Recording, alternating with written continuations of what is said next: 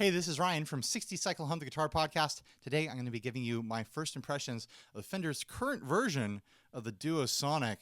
I got one with a humbucker in the bridge, which is a bunch of fun. It comes in a really cool color and a variety of other colors as well. I like this kind of like seafoam minty mist green that this thing is in. Really pretty. Kind of reminds me of the iridescent colors Fender Japan was using in the 80s. So anyways, I got to tell a Guitar Center story about this guitar before I get into it. Long story short, I was in Guitar Center on a Thursday, fell in love with these things, playing around with them, plugging into different amps, came home, brooded over a little bit, and then jumped on the internet and ordered one off of Guitar Center's used site for about $100 under retail, which I thought was a great deal. It showed up 2 days later, showed up Saturday, which shocked me. I couldn't believe it was there so early. And I was instantly bummed when I pulled it out of the box. There's a bunch of just unnatural scratching and wear right here behind the bridge. And then, let's see if I can get the light right to show it off. Up here above the pick guard on the upper horn. And I can kind of understand the scratching behind the bridge. It kind of looks like someone had a big metallic bracelet on and was just really going at it on this guitar. It looks bad. I'm not stoked about it. But I can't understand this scratching. It's this weird swirl pattern. It looks like someone was going like that with like sandpaper or something. I don't know if someone was trying to do a home relic job on this and just really early in the process realized they didn't know what they were doing, so they gave up.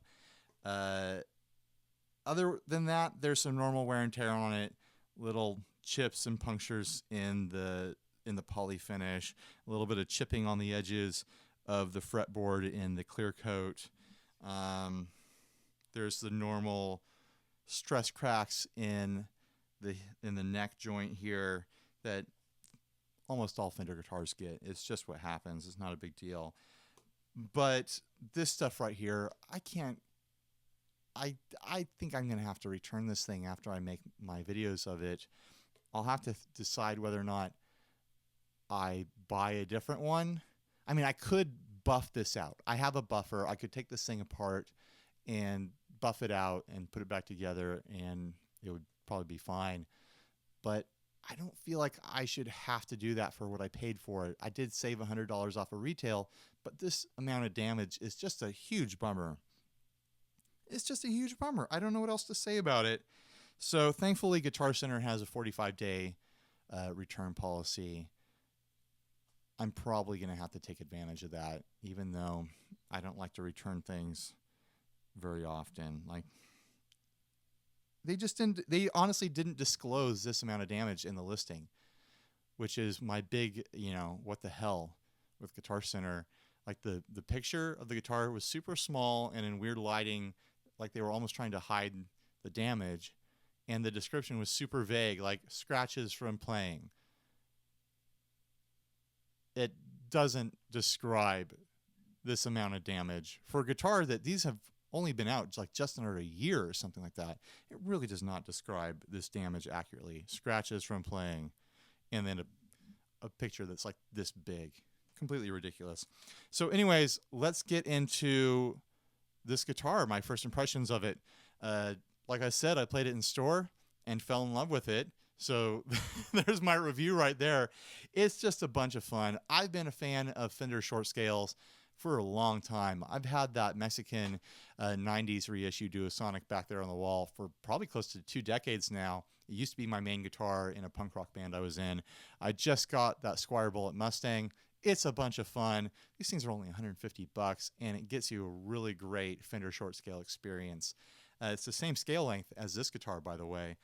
So I'm no stranger to this format of guitar, and I'm excited to have one that is a more modern version of the concept.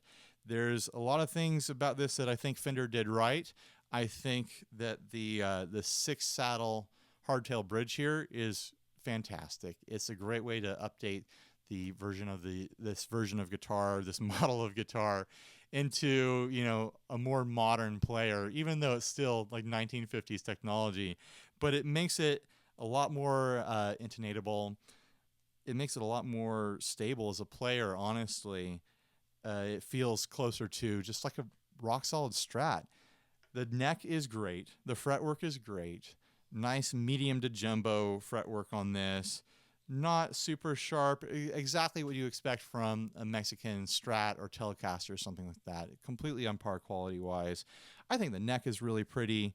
I like the wood grain that they got there in the headstock.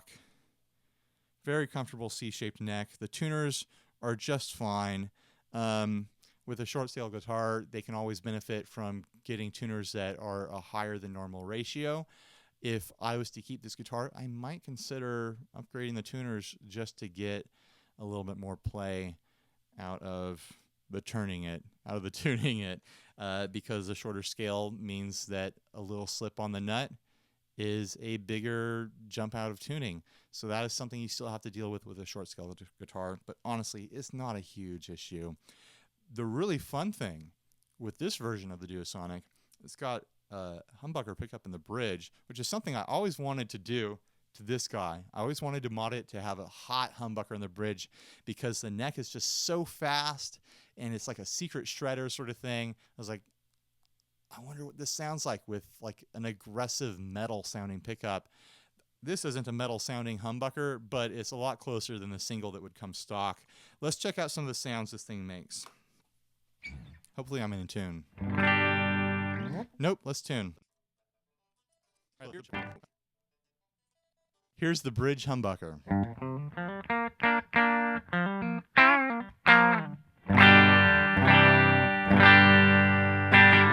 Here's the neck single coil.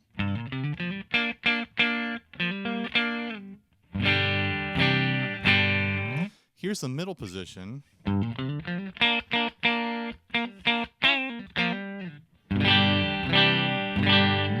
And you've got 2 more settings other than that. Like, what? There's only 2 pickups. You did 3 settings. That's normal, right?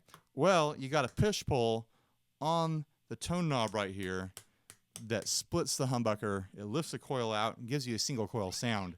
So here's the 4th setting, the humbucker with the coil lifted.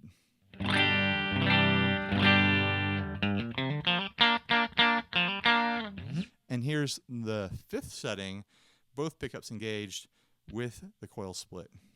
And then I know I'm mixing terminology with the coil splitting, coil tapping. I know that there's a difference. Go ahead and leave your comments, I guess. It's no big deal. So we'll do a quick playthrough. Bridge, middle, neck, bridge coil tapped, middle coil tapped.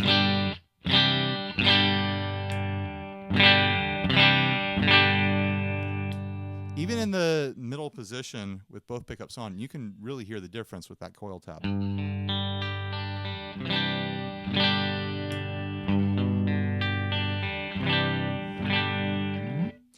Let's see how this thing handles some drive. Here's a little bit of dirt from the 50/50 pedal by Pelican Noiseworks.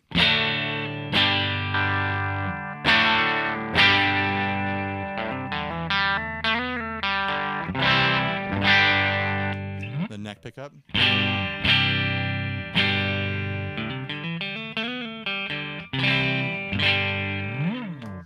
And here's a lot of dirt from the Iron Horse by Walrus Audio.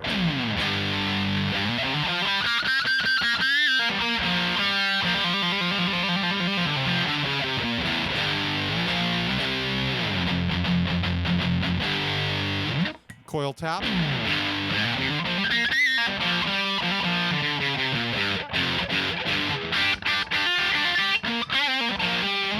And here's the neck pickup.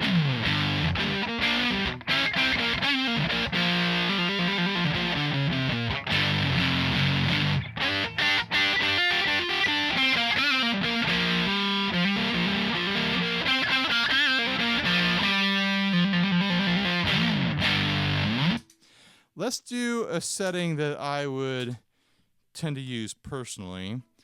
I'm in a surf rock band and I make surf rock sounds, so This kind of a surfy reverb, light drive sound here. I'm using the L by Big Ear NYC and the light drive from the 5050 by Pelican Noiseworks. And that was the humbucker. Here it is with the coil tapped.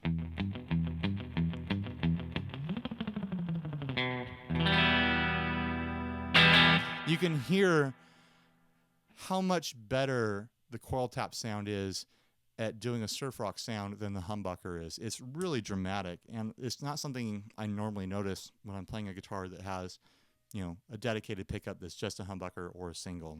Here it is with the humbucker again.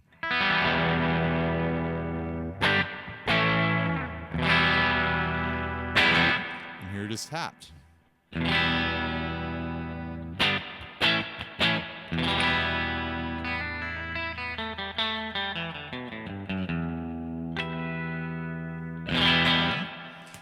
I really like the coil tap on this guitar. I think every other time I've had a guitar with a coil tap, it's been a guitar that natively is supposed to have a humbucker. It's more like a Les Paul style thing, or like a high gain sort of like shredder guitar. The fact that this is supposed to be a single coil guitar traditionally and has a humbucker that can do a single coil sound is a lot different than what I've done in the past. I can really hear the single coil working well with this guitar, or with other guitars where they're supposed to be humbucker guitars traditionally, I would be like, that just sounds kind of anemic. I don't really get that sound with this guitar, and I never really used it. I found myself using the coil tap a lot when I was playing this guitar live the other day. It's an extra little bit of tone tweaking you can do on the fly, and it's just a really powerful addition. So good job, Fender. I think Fender really knocked it out of the park with this guitar and with the new Mustangs. If you want a traditional Mustang with a trim, then go buy one. You can still buy those. But this like simplified, you know, like slightly beefed up like player's guitar that they put out with the new Duo-Sonics and the new Mustangs, I think they did a great job. I'm really impressed, especially for the price point and for the quality of the playability. Really good job, Fender. All right, thanks for watching, guys. Leave comments, subscribe, do all that normal YouTube stuff. Later.